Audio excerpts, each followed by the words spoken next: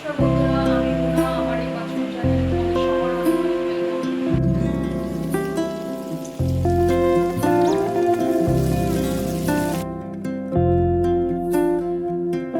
আজকে আমি তোমাদের সাথে যে রেসিপিটা শেয়ার করবো সেটা হচ্ছে চিকেন ভিন্দালু। আর চিকেন ভিন্দালু বানানোর জন্য আমি এখানে 500 মতো চিকেন নিয়ে নিয়েছি। প্রথমে আমি একটা মশলা বানাবো, তার জন্য এখানে দেখো আমি নিয়ে নিয়েছি শুকনো লঙ্কা, যেটা মেন এই মাংসের জন্য, মানে চিকেন ভিন্দালুর জন্য। এখানে নিয়ে নিয়েছি গোটা ধনে, কিছু লবঙ্গ আর গোলমরিচ, গোটা জিরে, একটা দারচিনি। এগুলো আমি হালকা ফ্রাই করে নেব। এখানে দেখো আমি গ্যাসে কড়াই বসিয়ে দিয়েছি, আর কড়াইটা গরমও হয়ে গেছে। এবার আমি সবকিছু এর মধ্যে ঢেলে দেব। এবার আমি সবকিছু ভালো করে ফ্রাই করে নেব। এটা আমার ভাজা হয়ে গেছে, এবার আমি এটা বেটে নেব।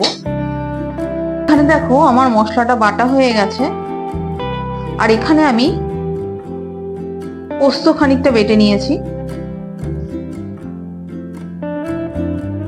এবার আমি মশলাটা পুরোপুরি এর মধ্যে দিয়ে দেব।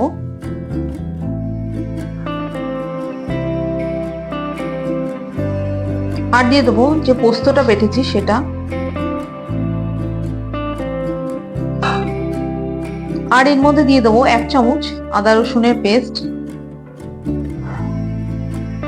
দিয়ে দেবো অল্প হলুদ গুঁড়ো, অল্প লঙ্কার গুঁড়ো, দিয়ে দিয়েছি নুন।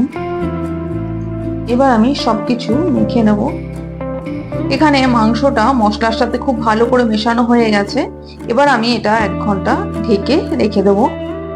আমি যে মাংসটা ম্যারিনেট করে রেখেছি সেটা 1 ঘন্টা হয়ে গেছে। এবার আমি কড়াইতে নিয়ে নিচ্ছি তেল। তেলটা এখানে গরম হয়ে গেছে। এবার আমি এর মধ্যে দিয়ে দেবো কিছু কুচনো পেঁয়াজ।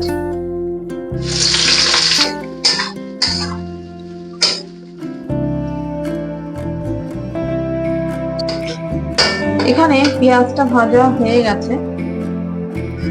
এবার আমি এর মধ্যে দিয়ে দেবো মাংসটা। এর মধ্যে আমি মাংসটা দিয়ে দিয়েছি। মাংসটাকে আমি প্রথমে 5 মিনিট আমি হাই ফ্লেমে কষাবো।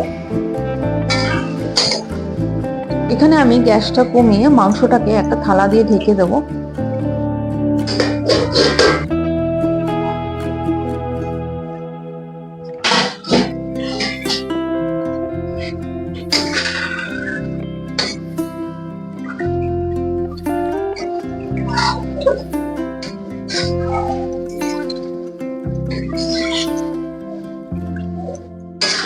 এখানে আমাদের মাংস একদম রেডি। আর গ্রেভিটা ঠিক এরকমই থাকবে, কারণ রুটি বা পরোটার সাথে একটু গ্রেভি না হলে খাওয়া যাবে না। হাতে সময় কম থাকলে চটপট বানিয়ে ফেলতে পারো এই রেসিপিটা। চিকেন ভিন্দালু রেসিপিটা তোমাদের কেমন লাগলো অবশ্যই কমেন্ট করে জানিও। আর যদি ভালো লাগে লাইক আর সাবস্ক্রাইব করো।